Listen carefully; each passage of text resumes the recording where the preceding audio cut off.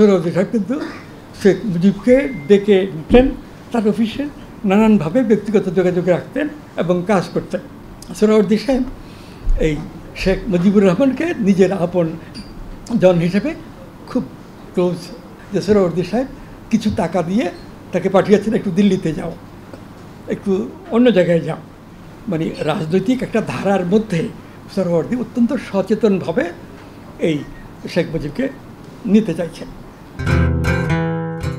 1963 সনের শেষ দিকটায় তিনি বাংলা বিভাগে ছাত্র ছিলেন, আমার চেয়ে 2 বছর সিনিয়র। আমি পরে ঢুকলাম।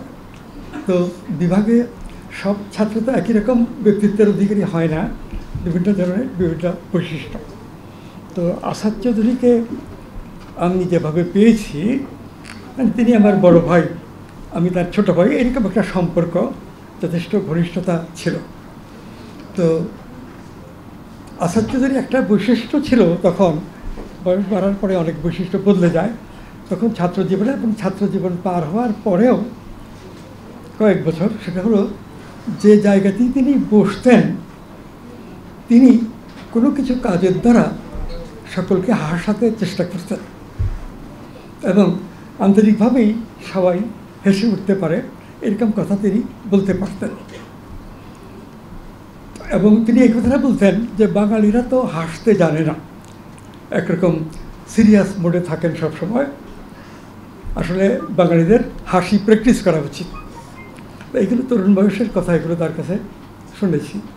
আর আসাদ চৌধুরী কোনো এক জায়গায় থাকলে চারপাশে সকলেই তাকে স্মরণ রাখেন, চেনেন এবং প্রায় সবার সঙ্গে কথাবার্তা হয়, এরকম ছিল তার ব্যক্তিত্ব। মানুষ মানসিকভাবে আঘাত পাবে এরকম কোনো ব্যাপারে তিনি কথা বলতেন না। সবাই হাসি মুখে থাকুক এবং একটা জাতির জীবনে, একটা সমাজে সম্প্রীতি থাকা দরকার, পারস্পরিক সৌহার্দ্য থাকা দরকার। এই একটা বৈশিষ্ট্য আমি খুব গভীরভাবে লক্ষ্য করেছি। ঢাকা বিশ্ববিদ্যালয়ের 1960-এর দশকে আমাদের যে জাতীয় রাজনীতি, এই বাঙালি জাতীয়তাবাদ, এইটাকে বাদ দিয়ে পাকিস্তানি জাতীয়তাবাদ সৃষ্টির একটা চেষ্টা মুসলিম লীগ এবং পরবর্তীকালে আইয়ুব খান, তাদের সবেরই ছিল এবং তারা বাংলা ভাষার উন্নতি চাইতেন না, ইংরেজিতেই কাজকর্ম চলুক এবং উর্দুকে তারা রাষ্ট্র ভাড়ার কথা বলছেন। আসলে মুসলিম লীগ এবং পরবর্তীকালে মিলিটারি শাসক আইয়ুব খান, তাদের আন্তরিক ইচ্ছা ছিল পাকিস্তানটাকে রক্ষা করা। এবং আইয়ুব খান যখন বুঝলেন যে পাকিস্তানকে রক্ষা করা বোধ হয় সম্ভব হবে না, আমি পাকিস্তানের প্রধান, একে বলে রাষ্ট্রপ্রধান, রাষ্ট্রপতি, আর পাকিস্তান ভেঙে যাবে এটা আমি সহ্য করতে পারবো না, অনেকটা ভদ্রলোকের মতো তিনি এখানে ক্ষমতা ছেড়ে চলে যান আইয়ুব খান, সেনাবাহিনী প্রধান ইয়াহিয়া খানকে ওই রাষ্ট্রপতি পদে দিয়ে। আমরা যতটা দেখেছি আইয়ুব খানের চেহারাটাও খুব সুন্দর ছিল, ইংরেজিতে এবং উর্দুতে বক্তৃতাও খুব ভালো দিতে পারতেন, কোনো বেশি কথা বলতেন না, কাজের কথা বলতেন, হাসি মুখে বক্তব্য দিতেন। আর এখনের মতো টেলিভিশন তো ছিল, তখন রেডিওটাই সবচেয়ে বড় মিডিয়া ছিল। টেলিভিশন ঢাকায় হয়েছে, আইয়ুব খানই এনেছেন কলকাতা থেকে, দিল্লি থেকে অন্তত 10 বছর আগে। তো টেলিভিশনের তখন কোনো প্রভাব ছিল না, অনেক সীমাবদ্ধতা ছিল। তো ওই অবস্থার মধ্যে বাঙালি জাতীয়তাবাদী চেতনা, পূর্ব বাংলার বাঙালি জাতীয়তাবাদী চেতনা, এই কথাটা আওয়ামী লীগের দিক থেকে এবং মৌলানা ভাসানী ন্যাশনাল পার্টির এই দিক থেকেও খুব প্রবলভাবে বলা হতো।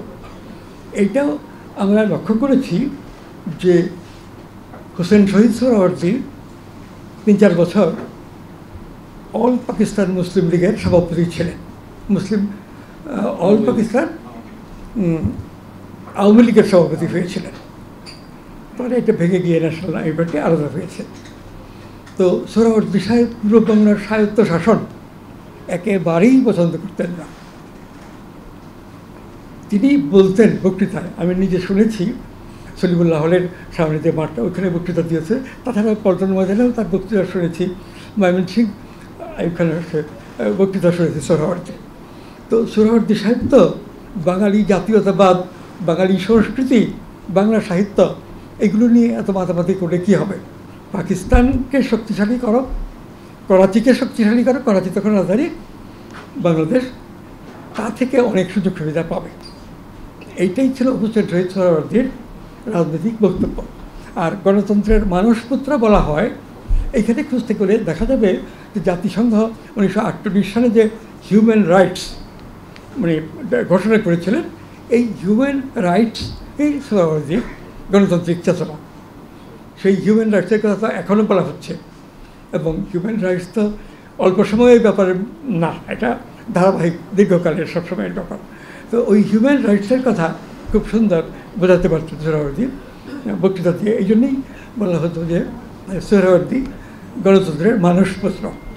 এখন বঙ্গবন্ধু শেখ মুজিবুর রহমান যখন বঙ্গবন্ধু হননি, কলকাতায় ইসলামিয়া কলেজের ছাত্র ছিলেন, সোহরাওয়ার্দী তখন বেঙ্গল প্রেসিডেন্সির প্রধানমন্ত্রী ছিলেন। সেই সময়ে সোহরাওয়ার্দী সাহেব কিন্তু শেখ মুজিবকে ডেকে নিতেন তার অফিসে, নানানভাবে ব্যক্তিগত যোগাযোগ রাখতেন এবং কাজ করতেন। সোহরাওয়ার্দী সাহেব এই শেখ মুজিবুর রহমানকে নিজের আপন জন হিসেবে খুব ক্লোজ মানিয়েছেন। এই অসমাপ্ত আত্মজীবনীতে দেখবেন কোথাও কোথাও উল্লেখ আছে যে সোহরাওয়ার্দী সাহেব কিছু টাকা দিয়ে তাকে পাঠিয়েছেন, একটু দিল্লিতে যাও, একটু অন্য জায়গায় যাও। মানে রাজনৈতিক একটা ধারার মধ্যে সোহরাওয়ার্দী অত্যন্ত সচেতনভাবে এই শেখ মুজিবকে নিতে চাইছেন। আর এই যে তোফাজ্জল হোসেন মানিক মিয়া, তারও ইয়ে ছিল, এই যোগ্যতা ছিল, এবং সোহরাওয়ার্দী তাকেও লক্ষ্য করেছেন এবং তাকেও তিনি তার সঙ্গে রাখতে চেয়েছেন। একটা পত্রিকার সম্পাদক তাকে সাপোর্ট দেবে, তার বক্তব্য, চিন্তা, ছবি বড় করে পত্রিকায় ছাপবে, এই বিবেচনা থেকেই ওই তোফাজ্জল হোসেন মানিক মিয়াকে সোহরাওয়ার্দী একইভাবে নিজের সঙ্গে রাখেন। সোহরাওয়ার্দীর ঘনিষ্ঠ এই দুইজন, শেখ মুজিবুর রহমান এবং তোফাজ্জল হোসেন মানিক মিয়া। আর এইটাও লক্ষ্য করবার বিষয়, মানিক মিয়া একজন সাংবাদিক হিসেবে সোহরাওয়ার্দীকে তুলে ধরবেন, আর শেখ মুজিব একজন রাজনৈতিক কর্মী, নেতা হওয়ার অনেক গুণ তার মধ্যে সোহরাওয়ার্দী লক্ষ্য করেছেন, এবং মুজিবের মানে নেতৃত্ব গুণ বাড়ানো এবং আমার নিজের রাজনীতির সাপোর্টে তাকে পাওয়া, এইরকম একটা অবস্থা অন্তত সোহরাওয়ার্দীর শেষ মানে পাকিস্তান হয়ে যাওয়ার পরবর্তী মৃত্যু পর্যন্ত তার ছিল। তো ওই পরিমণ্ডলের মধ্যে বাঙালি জাতীয়তাবাদ, পূর্ব বাংলার বাঙালি জাতীয়তাবাদ, এই চেতনাটা ঢাকা বিশ্ববিদ্যালয়ের ছাত্র শিক্ষকদের মধ্যে বেশ প্রবল ছিল। অল্প সংখ্যক টিচার ছিলেন যারা মুসলিম লীগ সমর্থক ছিলেন। মুসলিম লীগ বিশ্ববিদ্যালয়ের শিক্ষকদের মধ্যে মানে সংখ্যার দিক থেকে ছোট, কিন্তু কাজে কর্মে তাদেরও একটা ইয়ে ছিল। সৈয়দ আহমদ কী বলে সাজ্জাদ হোসেন, সৈয়দ সাজ্জাদ হোসেন ইংরেজি, তিনি ওই মুসলিম লীগ ধারায় নেতৃত্ব দিতেন। আবার তমদ্দুন মজলিসের আরেকটা ধারা ছিল, তারাও ইসলাম এবং পাকিস্তানকে রক্ষা করার কথা বলতো, কিন্তু মুসলিম লীগের বিরুদ্ধে তাদের অনেক বক্তব্য ছিল। তো ওই ধারায় হাসান জামান পলিটিক্যাল সায়েন্সের তিনি ছিলেন, আর বামপন্থী ধারায় কিছু শিক্ষক ছিলেন।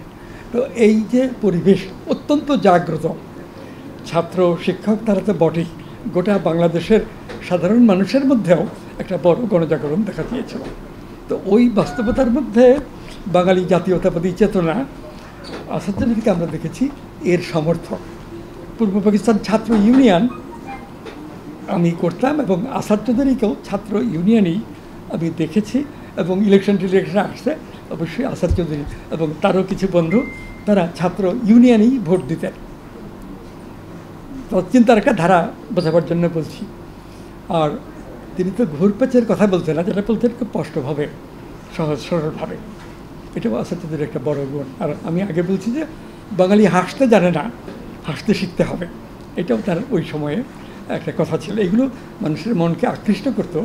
বিশ্ববিদ্যালয়ে একজন তরুণ ছাত্র অথবা বিশ্ববিদ্যালয় থেকে বেরিয়েছে 2-1 বছর আগে, তাদের কাছ থেকে এরকম কথা এগুলো গুরুত্ব দিয়ে লোকে শুনত।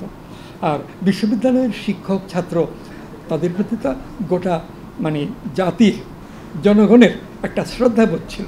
একজন ছাত্র যদি ট্রেনে গেছে, সেখানে দাঁড়িয়ে আছে, অনেকে নিজে উঠে গিয়ে ছাত্রকে বলতেন যে না, আপনি ছাত্র বিশ্ববিদ্যালয়ে, আপনি আমাদের চাইতে অনেক মানে মর্যাদা পাওয়ার মতো ব্যক্তি। ছাত্রদের প্রতি এরকম মনোভাব ছিল। বিশ্ববিদ্যালয়ের একজন শিক্ষক তাদের সম্পর্কেও তো এই যে বাঙালি জাতীয় চেতনা, এইটা ছাত্র ইউনিয়ন এবং ছাত্রলীগের মধ্যে বেশ প্রবল ছিল ওই সময়টাতে। আর পাকিস্তানি জাতীয় চেতনা, এটার বিরুদ্ধে ছাত্রলীগ এবং ছাত্র ইউনিয়নের সকলেরই একটা মানে বিরূপ মনোভাব ছিল। পাকিস্তানি জাতীয়তাবাদ না, পাকিস্তান আমাদের রাষ্ট্র থাক, কিন্তু পাকিস্তান ওই সব মানে প্রদেশে উর্দু রাষ্ট্রভাষা হবে এটা কিছুতেই গ্রহণযোগ্য নয়।